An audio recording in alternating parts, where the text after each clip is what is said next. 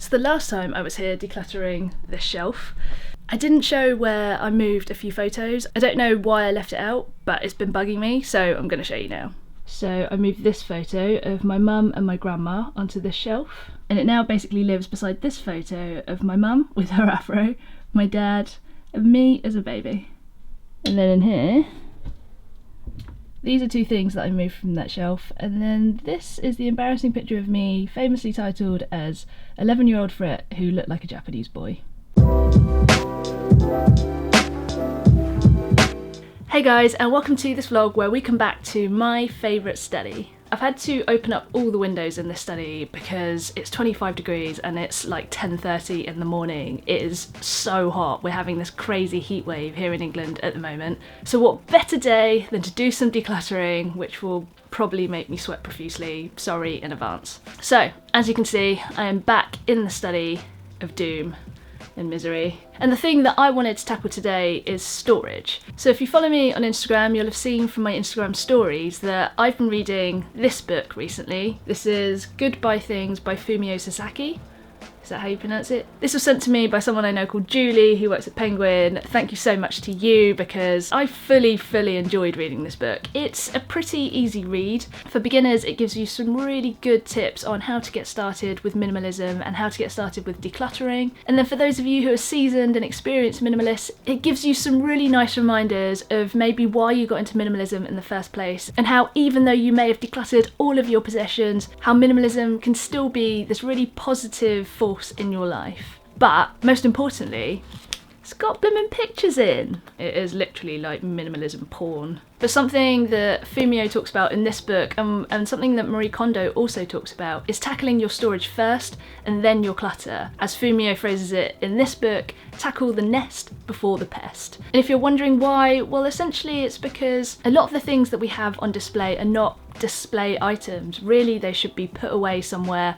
But if your storage is already full with clutter, then where are you going to put that stuff? So today, I'm going to tackle at least one cupboard in this room. We'll see how long that takes me and see whether I can move on to another one. See whether I've got any energy left and how disgustingly sweaty I get. Quick question, anyone who lives in hotter climes than I do, what's it like to declutter in hot temperatures and how do you do it? Because just sitting here, I'm sweating. Okay, so this is the ominous looking storage. Ta-da! Cannot wait. This cupboard has basically been my cop-out cupboard for when I've been decluttering in here. If there was stuff that I just got too exhausted to carry on with, I kind of just put it in here. First thing, as always, is to take everything out.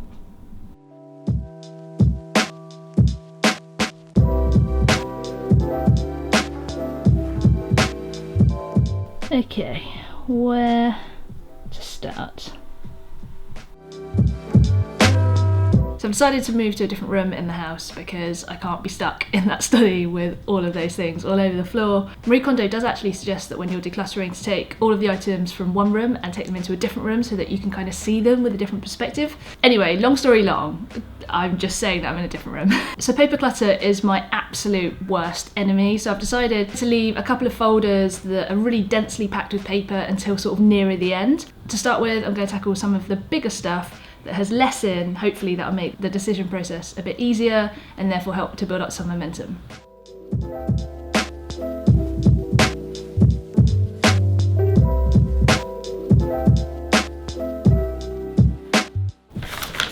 This is my personal statement for when I applied to uni. But I absolutely love this sentence, oh god. Furthermore, I love to enhance my creativity by playing the guitar and songwriting. As cliched as it may sound, these prove to have a calming effect on me, enabling me to channel my emotions in a productive way that then inspire my artwork. My hobbies have created a balance in my life as I incorporate work with activity and creativity, as well as good time management. I mean, if I displayed good time management back when I was younger, I've certainly lost that ability now. That was a fun trip down memory lane.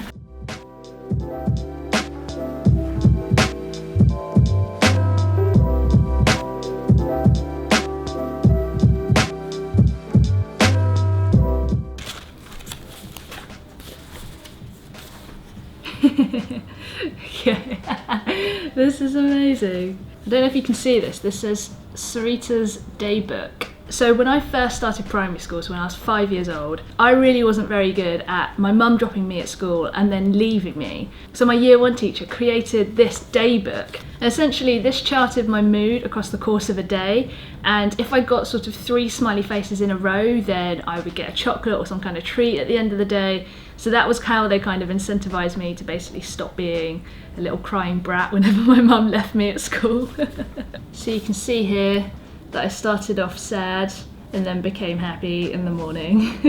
When I think about sentimental items from my childhood, this book actually does always pop up in my head, and I didn't know where it was, and the fact that I've now found it is really, really cool. So it's definitely something that I'll hold on to. Who knows, in future I might feel ready to let it go, but for the time being I'm definitely keeping hold of this.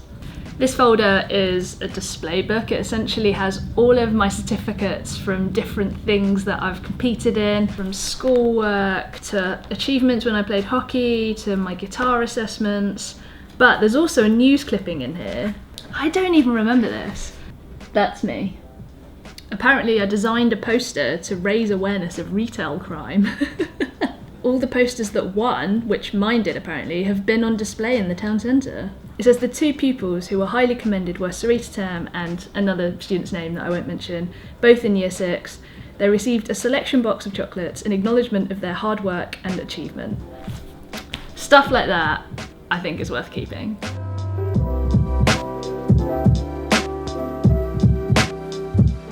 Okay, so I don't know if you can see this. There's essentially just a lot of junk here. I used to collect these little figurines. I mean, I don't know why.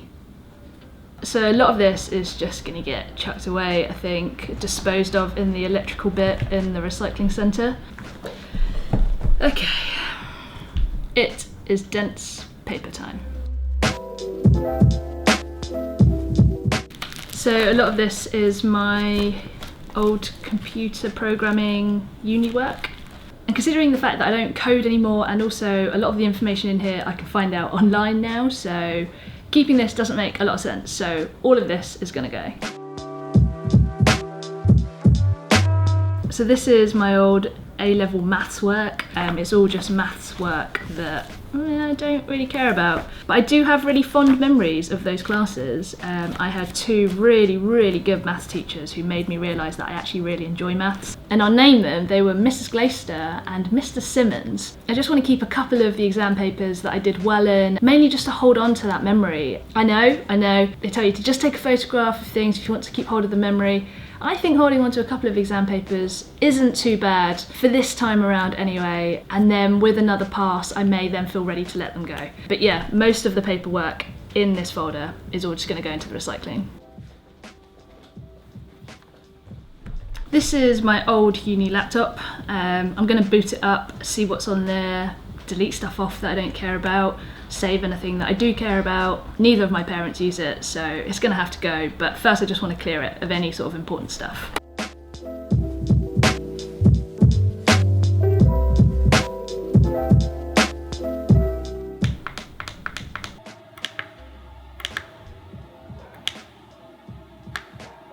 Okay, well, that's dead. So I'll take out the hard drive in this, access it separately, and then probably just throw away this laptop in the electrical bit in the recycling centre. Okay, so the final thing for that cupboard is that I basically have these 2 hard drives that I think were from my uni days. I'm just going to connect them up to my MacBook, try and go through them, see if there's anything on there worth keeping. Anything that isn't worth keeping, I'll just wipe off. And that'll free up these 2 hard drives to either sell on or give on to other people, or reuse myself if they're still in good working condition.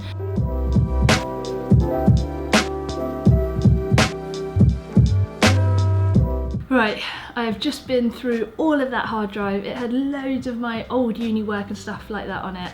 Old pictures. There was about sort of 300 gigabytes of stuff on there, and I've managed to whittle that down to just under 100 gigabytes of stuff. I know that's still a fair amount, but for the time being, I think that's pretty good. Now, what we're going to do is go through this second hard drive, which, I mean, what hard drives look like this nowadays?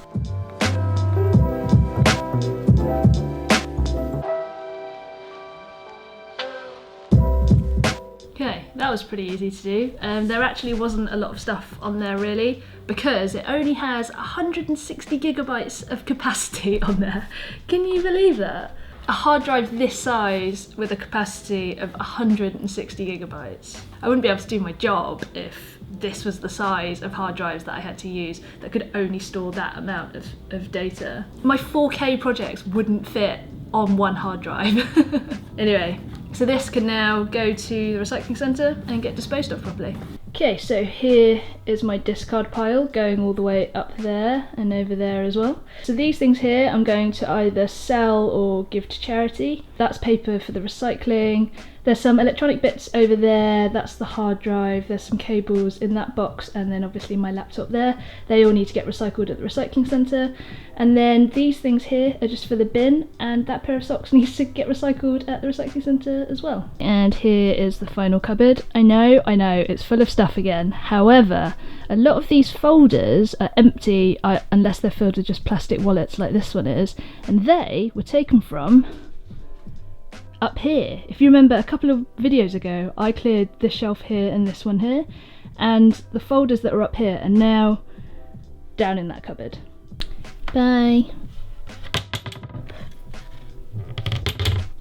Now we all know that I'm a sucker for counting the number of items that I've discarded, so in total I've gotten rid of 46 items plus a huge stack of paper from those folders. As I said, I know that cupboard isn't perfect. It's now basically a storage cupboard for folders, for empty folders. And the plan is that both my mum and I are going to look through those folders, see which ones we want to keep and which ones we want to give away. Hopefully we'll give away most of them. But as I showed you, those two shelves over there, they now look so much better. There's just so much more space on them. It feels airier. In general, I think it's a step in the right direction for those shelves. And that was kind of the point that I was trying to make at the start of this video, where Fumio Sasaki and Marie Kondo talk about dealing with your storage first and then your clutter, because then your storage spaces can actually be used to store things that they should do when you're decluttering all of your surface clutter. I was thinking about tackling another cupboard today, but I've got video editing work, and in the spirit of balance, I really should do that this afternoon. But I think definitely the next plan for this study is to tackle another storage space, another cupboard,